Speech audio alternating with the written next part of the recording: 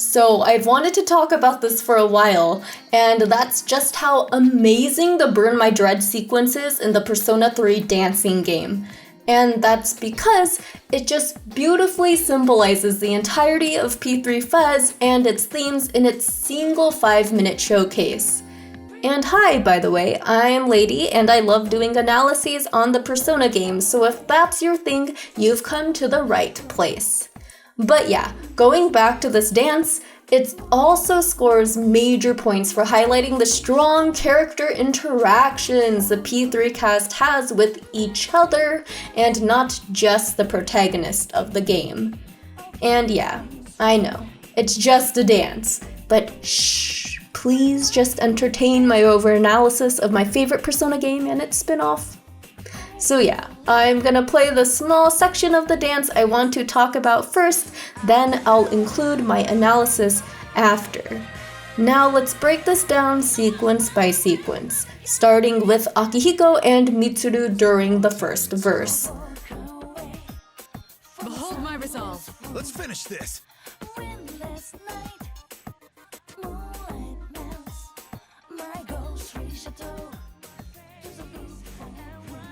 So I love how they're the first pair up, since it's symbolic of how they're the oldest members of 3's, both who already had a vested interest in the Dark Hour years before any other person of P3's cast joins the party. And then the next pair contrasts this nicely, what with it being Junpei and Fuka. Now let's level up our moves. Oh yeah, we're nailing this, huh? These two are the only people who joined 3's who had no prior connection to the Dark Hour and what happened 10 years ago. And by the way, I emphasize the word people because, unfortunately, good doggo isn't playable in P3D.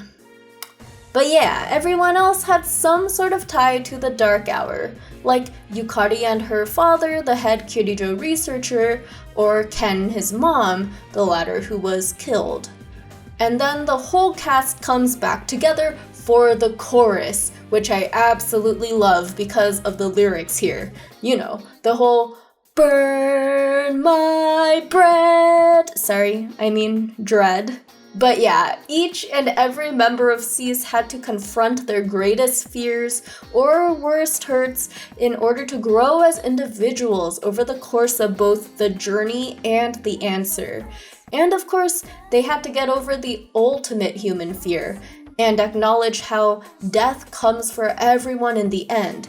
That's why each moment spent alive, even the difficult times, are something to be cherished. Then we have a sequence with just the guys dancing, but then Junpei breaks off first.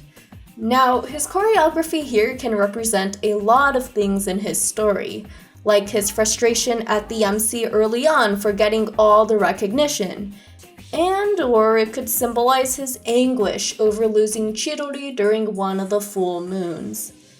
Then Akihiko is the next one to break off, showing how he must continue to press on and fight even without his bro Shinji. But then this next moment is super huge to me, and that's when Junpei looks back towards the protagonist and willingly gives him the spotlight again, which totally reflects how Junpei apologized to him for his passive-aggressive jealousy and how they both eventually make up. And then it's the girls' turn, and they enter in the order of when they joined 3's. And overall, it's just really touching and heartwarming to me to see them all dancing together, because there was so much animosity and cold feelings between them throughout the story, like with Yukari being resentful and suspicious of Mitsuru early on, or Mitsuru's bout of social isolation after her father died. And then of course there was Yukari's jealousy towards Aigis in the answer. I also like how each of the girls enters this segment individually, but then all of them end up dancing in unison, just like how they all end up reconciling and working together through the power of friendship in the main story. And this is a big contrast to the guys segment earlier, where the four of them all started off together since there weren't any problems between them at the beginning. But then they started breaking off from the group, just like when their individual arcs end up alienating them from the others for a bit during the journey. But then, at last, Akihiko and Junpei rejoin the party at the conclusion of their arcs. And then the Ken and Akihiko pair that follows is another pretty obvious one.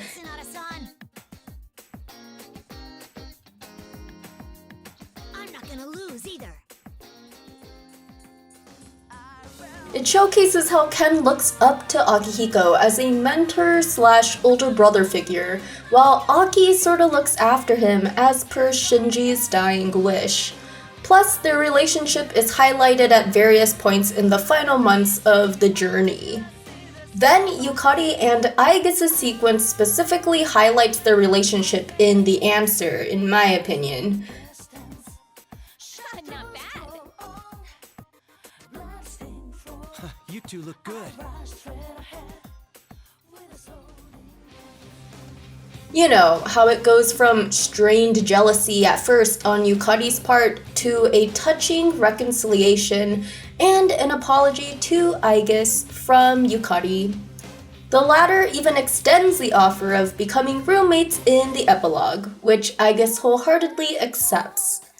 And then we have the two leaders of 3's, and how their shared moves show that they're united in leading the team against the Dark Hour and Nyx. The P3 protag is, of course, made leader of their expeditions against the shadows, while Mitsuru must handle the Kirijo aspect of 3's. Though overall, they both pretty equally take input from the other throughout P3's story. Then finally, the entire party reunites on stage for the final ensemble portion, until at last, it's time for the protag to go off and fight Nyx's true form alone. This entire ending portion symbolizes how each one of 3's, many of them being his social links, are supporting the MC even when they can't physically fight with him.